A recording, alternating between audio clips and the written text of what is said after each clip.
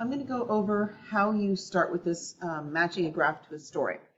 So you should get a bag with cards in it that are going to have white cards and I think yellow cards.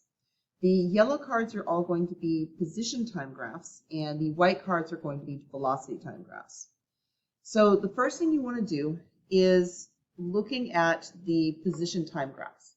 You want to try and figure out exactly what's going on your graph and then see if you can match it to a story. So looking at this distance time graph, I need to separate this into different kinds of motion. And anytime I see a change in my slope, that is going to be a different kind of motion. So I have 3 different segments to my story. So if I look at the first segment, I am starting at my origin. I'm starting at home, and I am moving away from home. Don't worry about the slope, just know that I am moving away from home. So I am going away to begin with in part 1. In part 2, I am still going away from my home. I'm still moving in the positive direction. So these are both positive slopes, so they're in the positive direction. So I'm going away still, but now if I look at my slopes, part 1 has a steeper slope than part 2. So part 1 is fast compared to a slow part 2. Now for part 3, here I am going back towards the origin. So in this case, I'd be going home. Oops. I'd be going home. And my trip home is closer to the fast than it is to the slow. So let's see which story is going to work with this. Tom took his dog for a walk to the park. He set off slowly and then increased his pace. So slowly and then faster, increased his pace. Does that fit with what we have? No, because we're showing fast and then slow. So it's not going to be A. Tom rode his bike east from his home up a steep hill.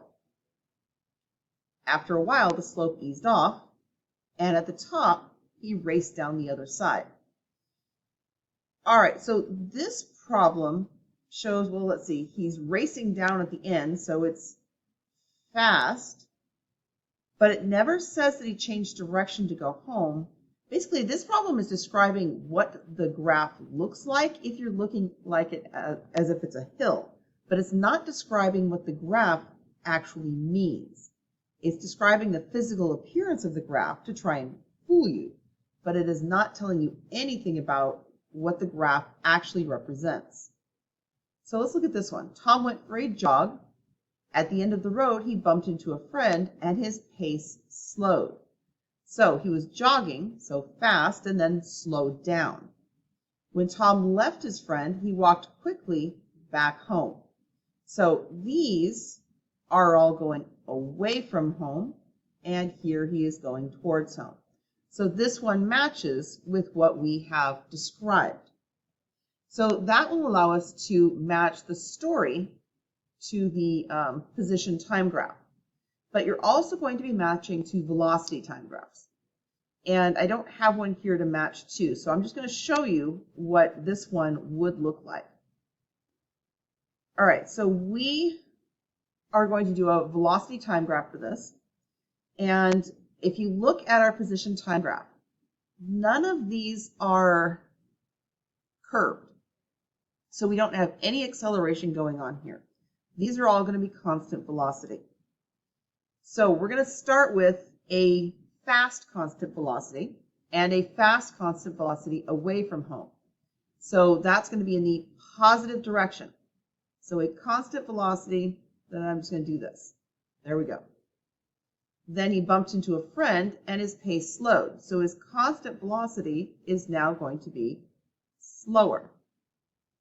Then when he walked back home, well, home is the negative direction, but it's going to be quick. So we're going to go bring it down here, and that will be his velocity time graph. So when you're looking at the velocity time graph, the first thing you want to do, so this was me creating it, but let's look at another way to interpret it. When you're looking at a velocity time graph, the first thing to do is look at the direction, positive or negative. Positive means we're going away from home, away from the origin. So we're going away from whatever our home or origin is. How far away from 0 just is how fast. So this one is faster than this one. Negative means we're going towards the origin. So this just means we're going towards the origin, and the fact that it's farther away from our 0 line means that it's going faster than either of them. So the most important thing is looking at this positive, negative. What direction is it moving? So that's what you're going to do to try and match all of the cards.